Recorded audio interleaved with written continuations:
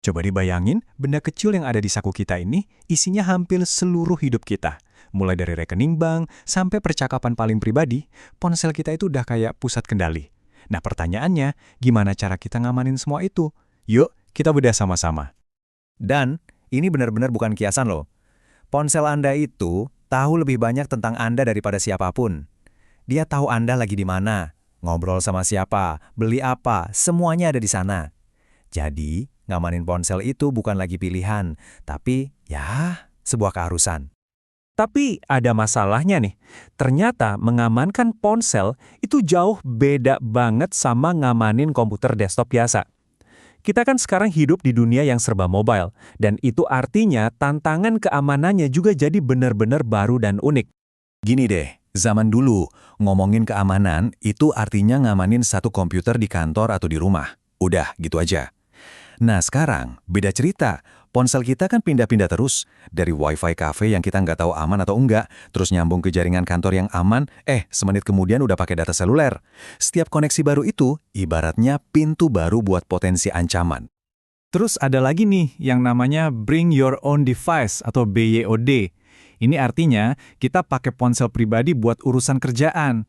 Nah ini bikin pusing perusahaan, karena mereka jadi nggak punya kendali penuh lagi sama perangkat yang ngakses data-data penting mereka. Ponsel yang sama yang Anda pakai buat scroll media sosial, sekarang juga nyimpen email dan dokumen rahasia kantor. Jadinya, batasan antara urusan pribadi sama kerjaan jadi, ya, abu-abu. Nah, inilah yang sering disebut multiple personas atau banyak persona. Ponsel Anda itu udah kayak kantor berjalan, bioskop pribadi sekaligus buku harian digital Anda. Semuanya jadi satu. Setiap persona ini kan punya tingkat keamanan yang beda-beda, dan ini yang bikin ngelindunginya jadi super kompleks. Nah, dari semua tantangan unik tadi, muncullah ancaman-ancaman yang spesifik banget. Para ahli keamanan sekarang tuh nggak cuma ngelawan virus komputer jadul, tapi mereka sekarang bertarung di medan perang digital yang jauh lebih rumit dan personal. Oke, jadi apa sih ancaman paling besarnya sekarang? Setiap tahun, ada nih organisasi namanya Open Web Application Security Project, atau biasa disingkat OWASP, yang ngerilis daftar resiko paling gawat. Yuk kita intip beberapa yang paling atas buat tahun ini. Nah, ini dia daftar ancaman utamanya buat 2024. Kelihatannya teknis banget ya, tapi intinya sebenarnya simpel kok. Contohnya nih, M1. Penggunaan kredensial yang tidak tepat. Itu artinya ada aplikasi yang nyimpan password Anda secara nggak aman. Atau M5. Komunikasi yang tidak aman. Ini maksudnya data yang Anda kirim dari ponsel bisa diintip orang, apalagi kalau lagi pakai wifi publik. Terus ada M9. Penyimpanan data yang tidak aman. Artinya data sensitif kayak chat atau foto Anda bisa aja dibaca sama aplikasi lain. Semuanya intinya soal gimana cara aplikasi memperlakukan data Anda. Iya, kedengarannya serem banget ya. Tapi tenang dulu, ponsel kita itu nggak tinggal diam kok. Sistem operasi kayak Android dan iOS itu sebenarnya dibangun dengan pertahanan yang kuat banget. Yuk kita bedah anatomi pertahanannya, kita ambil Android sebagai contoh. Konsep utamanya itu namanya Application Sandbox. Gampangnya gini deh, bayangin setiap aplikasi di ponsel Anda itu tinggal di pulaunya sendiri-sendiri, terisolasi. Aplikasi itu nggak bisa seenaknya berenang ke pulau lain buat nyuri data. Cara kerjanya begini, pas Anda install aplikasi, sistem bakal langsung ngasih identitas unik ke aplikasi itu dan ngurung dia di dalam gelembungnya sendiri.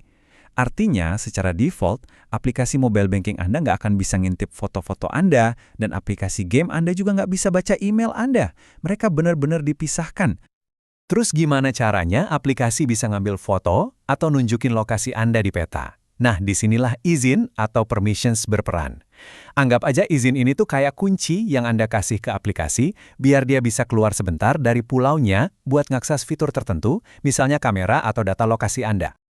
Tapi, nah disinilah bagian yang agak rumit. Sistem keamanan secanggih apapun pada akhirnya bergantung ke satu hal yang paling nggak bisa diprediksi.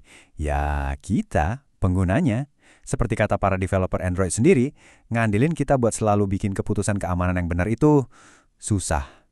Dan ini ngebawa kita ke poin yang paling krusial. Mau secanggih apapun ponselnya dirancang, pertahanan terkuat itu pada akhirnya ada di tangan Anda. Andalah penjaga gerbang terakhirnya. Jadi, apa yang bisa kita lakuin? Sebenarnya simpel, tapi dampaknya besar. Pertama, cuma install aplikasi dari toko resmi kayak Play Store atau App Store. Kedua, selalu curiga sama email atau SMS aneh yang minta data pribadi. Ketiga, pakai password yang kuat dan beda-beda. Dan yang paling penting nih, mikir dulu sebelum kasih izin. Coba tanya ke diri sendiri, kenapa ya aplikasi Center ini kok minta akses ke kontak saya?